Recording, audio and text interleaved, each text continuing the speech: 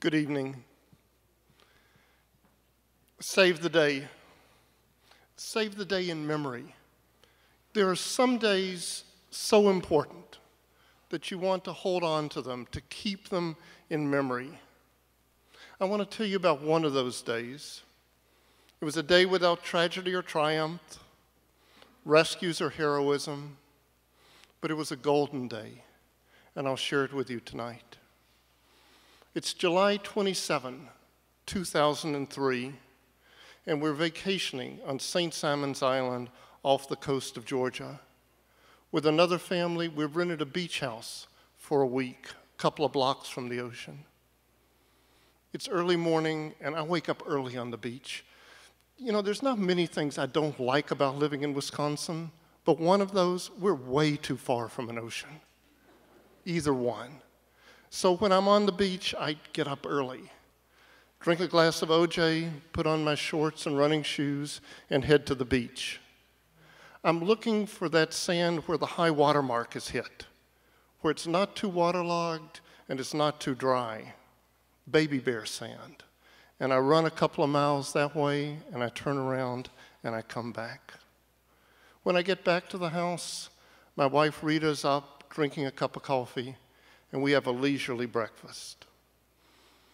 We're off the clock, we're away from the computer.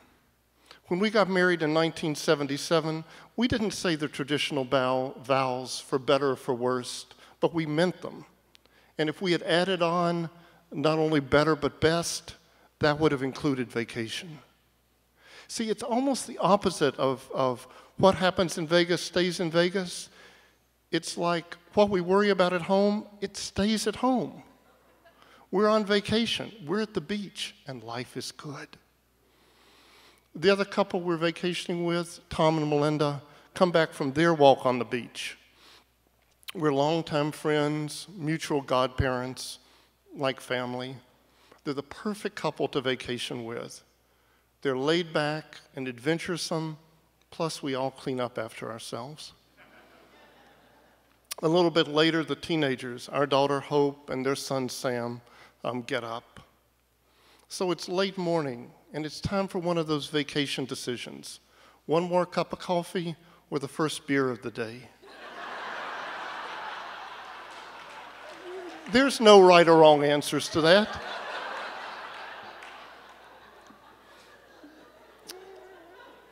So after a while, we decide lunch first and then the beach. And we go a few blocks away to the Beachcombers Bar and Grill. So we're sitting at wooden unpainted picnic tables, not too far from the smoker. And we're eating barbecue. It's so good that non-believers say grace. And you take one bite of that Carolina-style barbecue, and it's easy to believe that the destiny of that pig was to be slow cooked and end up on your plate. They serve it with lots of coleslaw, fries, sweet tea. So after lunch, we head to the beach.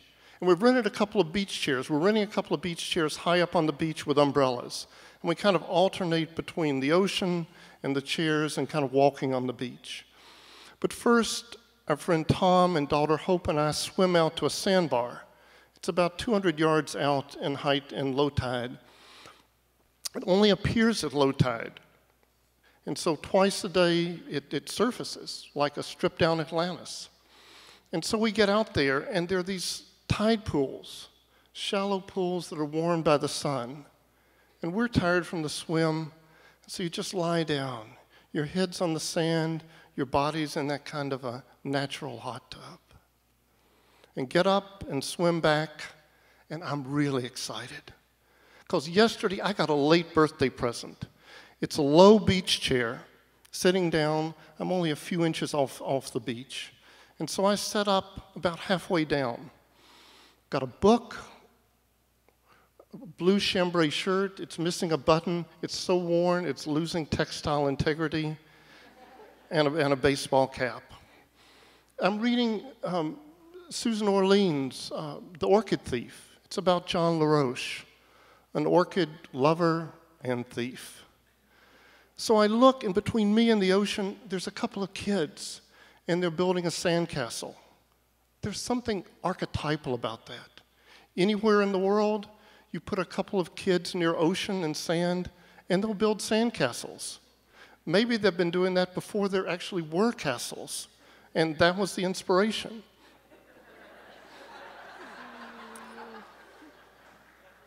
I go back to my book, and this John LaRoche is an interesting guy.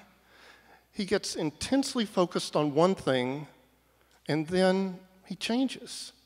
For a while, his passion was tropical fish, and he had 60 fish tanks in his house and would go scuba diving regularly to collect more. Then one day, he decides he's through with fish, gets rid of the tanks, and says he'll never go in the ocean again. He lives right on the Atlantic, and for 17 years, he hasn't entered the water. And I think that's crazy. And I get up and I go in the water. And the temperature, it's just right. In a couple of weeks, it'll be too warm. The waves are okay for body surfing and boogie boards. You can't do any real surfing there. The sandbar has really dampened the waves, but it's dampened the undertow too. I spend some time in Central America, and once, lazily swimming in the Pacific, I realized I was 50 yards farther out than other swimmers, and there was a fierce undertow. And for a few moments, I thought there would be no more days. But here in this ocean, I feel as safe as swimming in a city pool. I get back out and walk up the beach to where the beach chairs and the coolers are, and just so I won't appear too off by myself, and grab a cold beverage and come back and sit down.